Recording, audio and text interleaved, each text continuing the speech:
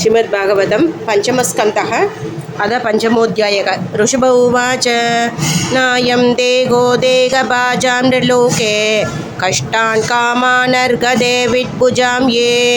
तपो दिव्यं पुत्रकायेन शत्वं शुद्ध्येद्यस्मात् ब्रह्मशौक्यं ध्वनद्धं मगत्सेवाद्वारमावोर्विमुक्ते तमोद्वारं योषितां शङ्गिशङ्गं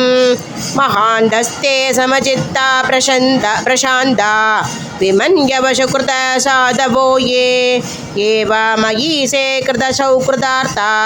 जनेषु देगम्बरवार्तिकेषु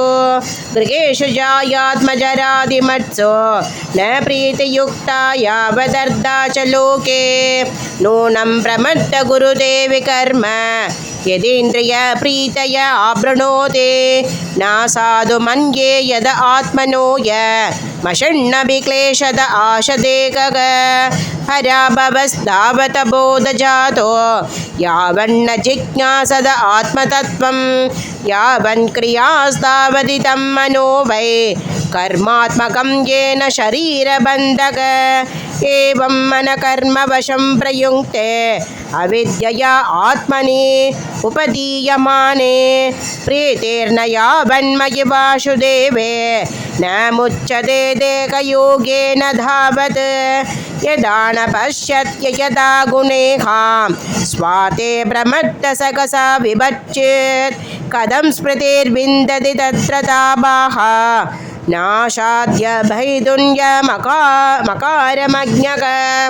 पुंशस्त्रियां मिथुनीं भावमेतं दयोर्मितो कृतयग्रन्थिमागुगो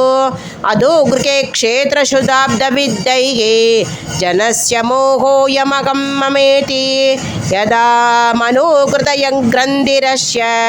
कर्मानुबद्धो दृढ आश्लतेन देद तथा जनसम्परिवर्ततेऽस्मात् मुक्तः परं याद्यधिहाय हेतुं हंसे कुरौ मयि भक्त्यानुवृत्या वितृष्णया द्वन्द्ववदिति दक्षया च सर्वत्र जन्तोर्व्यसनावगत्य जिज्ञासया तपसेहानिवृत्या मत्कर्मभिर्मद्गतया च नित्यं मद्देव शङ्गात् गुणकीर्तनान्मे निर्वैरसाम्योपशमेन पुत्र जिज्ञासया देहहेगात्मबुद्धेः अध्यात्मयोगेन विविक्तसेवया प्राणेन्द्रियात्माभिजयेन क्षत्रियक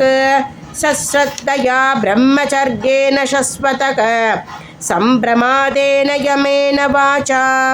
सर्वत्र मद्भावविचक्षणेन ज्ञानेन विज्ञानविराजितेन योगेन तिद्योद्यमसद्वयुक्तो लिङ्गं व्यबोहेत् कुशलोहमाख्यम् कर्माशयं कृतयग्रन्थिबन्धम् अविद्यया आशादीतम् अप्रमत्तक अनेन योगेन यतोपदेशं सम्यक् प्रबोध्यो परमेतयोगात् पुत्रां च शिष्यां च नृपो गुरुर्वा मल्लोकगामो मदनुग्रहार्थक इत्थं विमन्योरनुशिष्यादज्ञान् न योजयेत् कर्मसु कर्ममूढान् कं योजयन्मनुजोर्तं लपेत निपातयन्नष्टदृशं हि कर्ते लोकस्वयं श्रेयसि नष्टदृष्टिः योर्तान् समीकेत निकामकामक अन्यो न वैरशुकलेशकेतोः अनन्दुःखं च न वेदमूढक कस्तं स्वयं तदभिज्ञो व्यपश्येत् अविद्यया मन्दरे वर्तमानं दृष्ट्वा पुनस्तं शकुनागुबुद्धिं प्रयोजयेदुत्पदकं यथान्तं गुरुर्न शस्यात् स्वजनो न शस्यात् पिता न शस्यात् जननी न शस्यात् दैवं न तथ्यान्न पदिश्च सस्यात् न मोचयेद्य समुभेदभृत्युम् इतं शरीरं मम दुर्विभाव्यं